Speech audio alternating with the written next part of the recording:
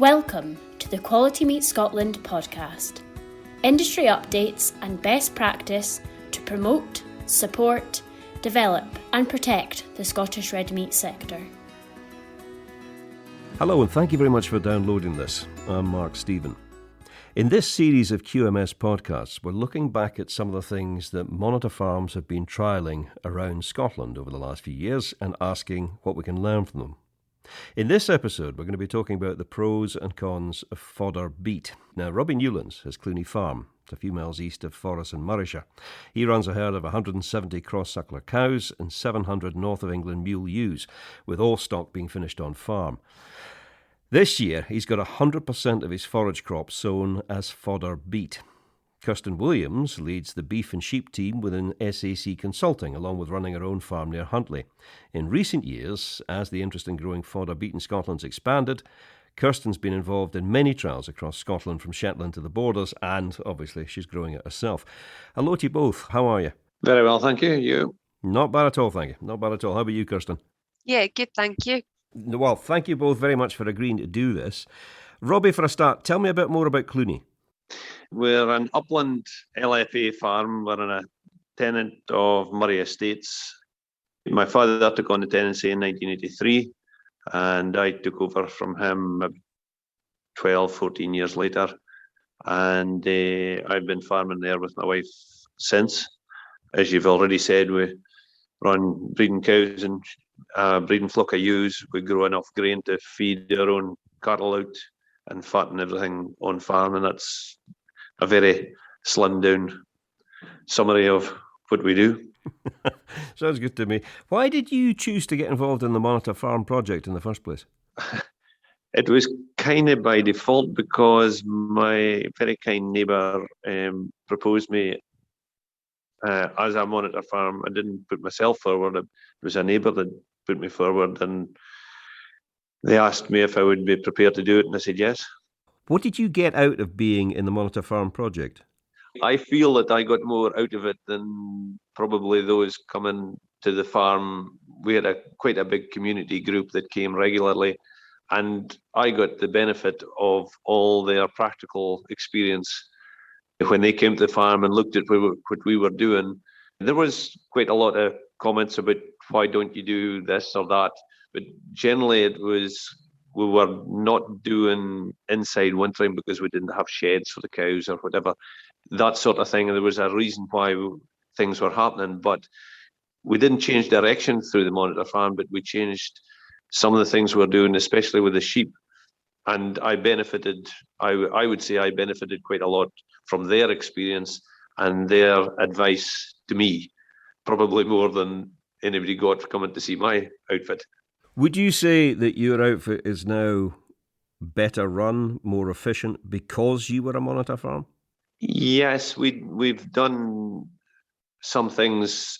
One of the glaring one is we built a shed to be able to lamb our sheep more effectively and control things at lambing time. We were very exposed to weather during lambing time, and we erected a shed which gave us inside penning. And although we still lamb outside and take them into the shed, we're far more in control even in poorer weather than we used to be. And that in itself has increased the number of lambs on a fairly consistent basis. Since that time, our lambs have, percentage-wise, probably 10% increase in lamb numbers being sold, but just because of that move, which was considerable. Kirsten, what is fodder beet? So fodder beet is obviously a crop. I think it's a really exciting crop, to be honest. It is a really high yielding forage crop that's grown here in Scotland. It's hugely palatable, digestible, it's high in sugar. It's something that was really quite popular a couple of decades ago, kind of disappeared, and is very much on the rise again. Why did it disappear? To be honest, I am not entirely sure. Guessing, I think it would be kind of complexities with feeding it. Obviously, electric fencing and such like is a lot easier to deal with, to get now, and it really needs to be fed behind fences to ensure that you get your high kind of utilisation of it and that there's not problems with the livestock grazing it. Robbie, you're growing beet now, but you've tried other forage crops before that. But what did you try and why did you give up on them? We graze all our cows outside all winter, and we've got light enough land to do it. And we used to grow Swedes, some stubble neeps, and we still occasionally use stubble neeps.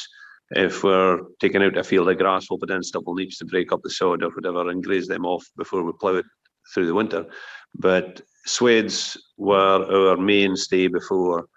But over the last few years, it's become increasingly more difficult to grow Swedes because of the limited number of chemicals for weed control, and also flea beetle chemicals have been removed as well. So the combination of the flea beetle and weeds, it was becoming quite a headache to grow, and we've had a couple of crop failures in the past. So the fodder beet gave us more options for weed control, and it doesn't seem to suffer quite as badly from flea beetle either. Did you have other options other than fodder beet, or was that it by the end of the day? Fairly much.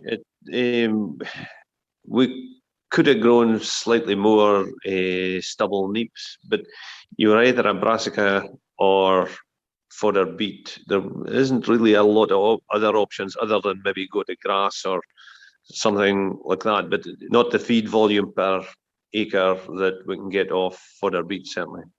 Kirsty, you've looked at growing and using fodder beet all over Scotland. I mean, what are the optimal growing conditions? To grow it, you really need to be sowing it in a good seedbed. It's got to be a good soil to grow it in. You need, obviously, good soil temperatures to put it into, but it is being grown from low sea level to high sea level. It needs a good soil. It's obviously got to have a balance of nutrients in there. It's got high potash requirement, so it can't just be any old soil. It does have to be better soil that it's going into.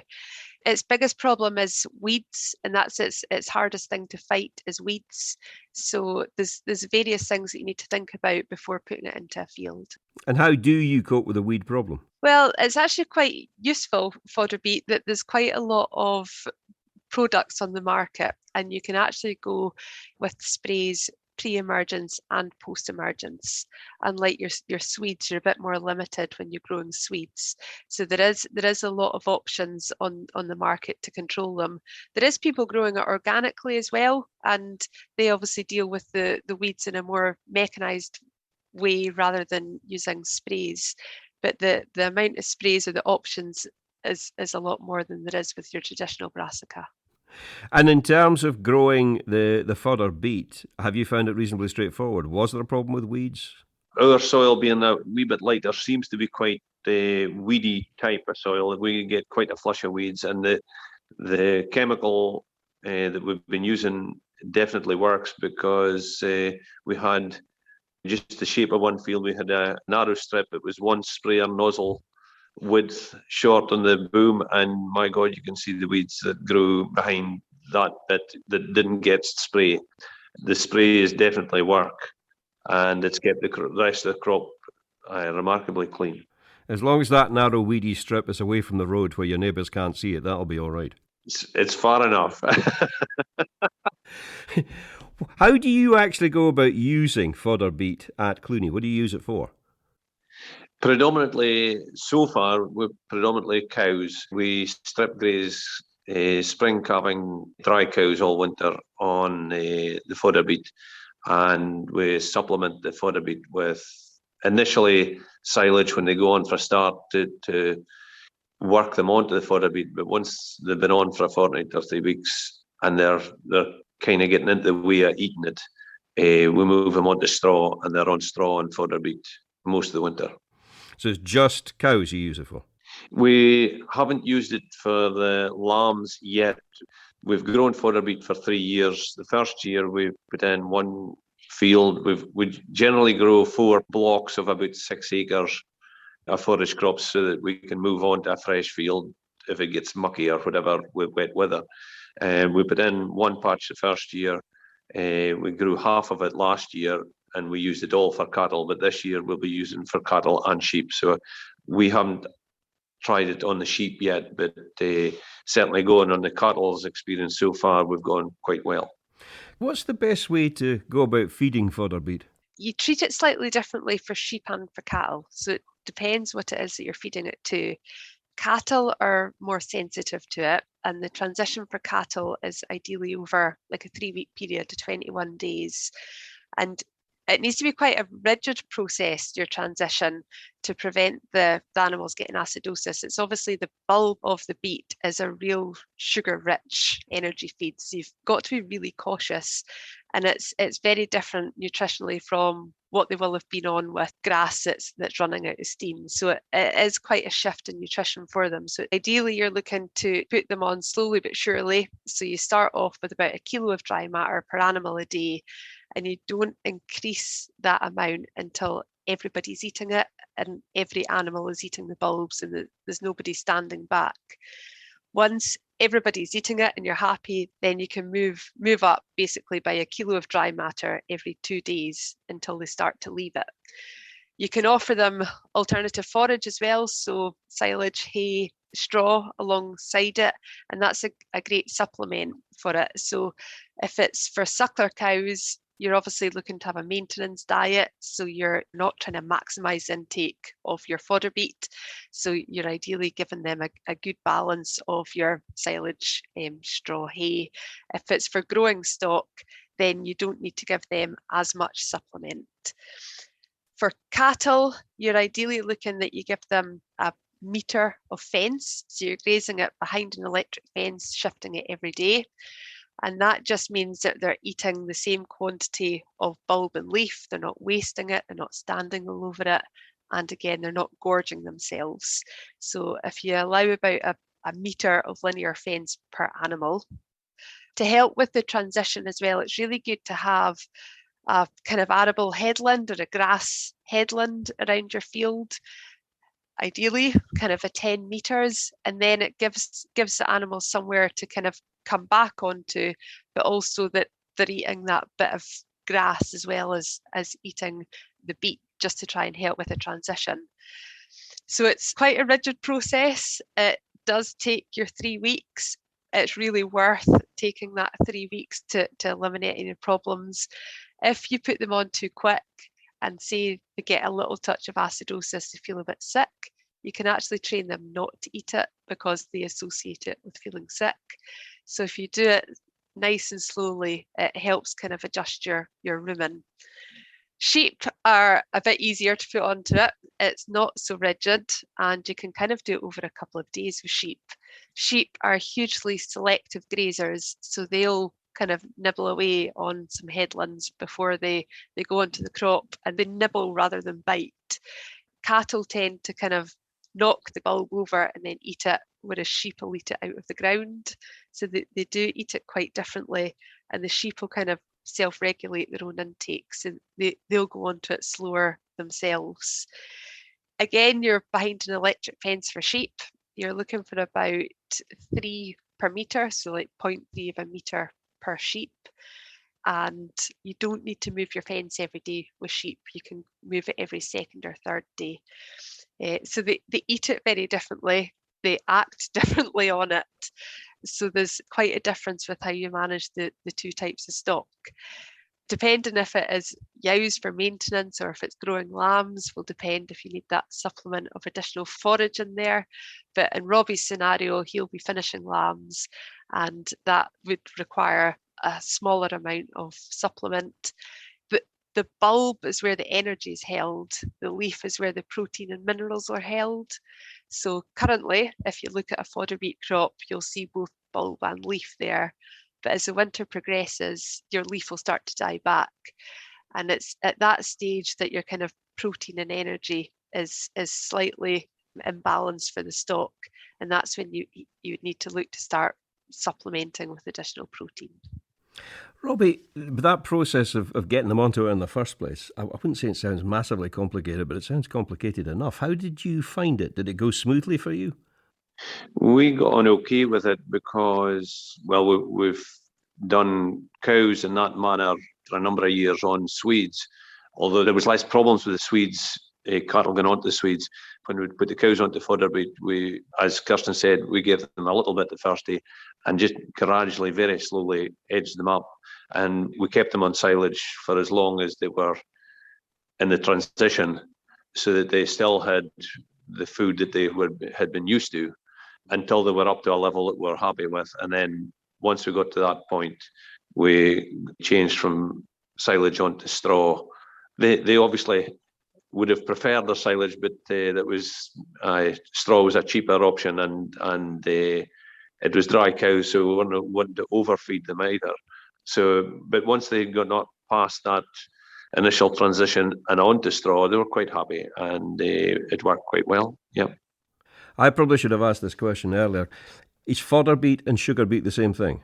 They are from the same family, but they're different. So your sugar beet, your aim is sucrose production. So it's aimed at energy, it's aimed at sugar. And your varieties in your sugar beet, they are higher dry matter. They're further into the ground as well. Whereas your fodder beet, it is not so driven by sugar. They're lower dry matter and they sit further out of the ground, which makes it a lot easier to utilise when you're grazing it in the field. But presumably, fodder beet will have a much higher sugar content than, say, Swedes. How do the nutritional contents of the two compare? They are quite different, and that is why you've got to be very, very careful with your transition, just because it is such a sugar-rich feed that you're avoiding the acidosis. You've obviously got a lot more leaf there with fodder beet from what you do from your traditional Swede, so you've got a higher protein level there as well. That's why it is different, and like how Robbie's described how he put them on, that's absolutely perfect. Why is fodder beet becoming more popular? It is a really palatable feed. It's really digestible. It is probably one of the highest yielding forage crops in Scotland, and it would be your cheapest one to produce per kilo of dry matter and per megajoule of energy. So it would be more expensive to grow than your traditional Swede, but what you get for that cost and what you get back in yield is so much more. It's also not a brassica, so if you've got, say, oilseed rape in your rotation, you don't need to worry about clubroot because it comes from the beet family. It is really deep rooting, more so than a Swede, so it's a great break crop as well. And because you're getting that big yield, you're reducing your kind of requirement for bought-in feed. It's a great energy source to get stocked throughout the winter. And because of that, you get quite a high stocking density as well. So the likes of Robbie that's grazing his cows on it, a massive cost usually for winter for suckler cows is taking them in-house and having straw bedding, whereas he's obviously grazing them outside. They've got their feed there. They don't have that cost of straw, and they're effectively being their own muck spreaders because everything that goes in is coming out the other end and they're spreading it across the field for him. Now you've been using the fodder beet for 3 years. Have you a sense of how much money it's costing you, how much money it might be saving you across a year? It's definitely more expensive to grow than Swedes, but the Swedes can be a very expensive crop, as we've in the past have had to plough down a field of Swedes because of a crop failure, because of weeds, or had to resow them because of flea beetle. So it is more expensive to grow, and the yield from it justifies that expense, but it's also a more sure crop as well, because you're fairly much sure that you're going to be able to grow it through to get a crop, where the Swedes were a wee bit hit and miss. If the weed killer didn't work, the limited weed killers we do have didn't work very well, then sometimes the weeds just took over, you know. Have you any recommendations for other farmers who might be thinking about trying it? I would say definitely try it. It's definitely worked for us. The only thing I would say is make damn sure your electric fences are up to scratch so that the cattle stay on the right side. Certainly in that 3-week transition period, you do not want the cattle getting through the electric fencing. Absolutely not, no. And if it is a concern at all, you can put a back fence up as well. So there's effectively 2 fences they have to get through to get a real belly full. Connecting to the mains is a really good idea as well, because then you get a fair zap when they get zapped. Good advice. Good advice. Robbie, thank you very much for your time today. No problem. It was my pleasure. And Kirsten, I'm obliged to you too. Thank you. Thank you. Robbie Newlands from Cluny Farm there, and Kirsten Williams from SAC Consulting. If you've just come across this QMS podcast, it's probably worth telling you there is a considerable back catalogue which you might find of interest. In the meantime, I'm Mark Stephen. I hope you found this one useful.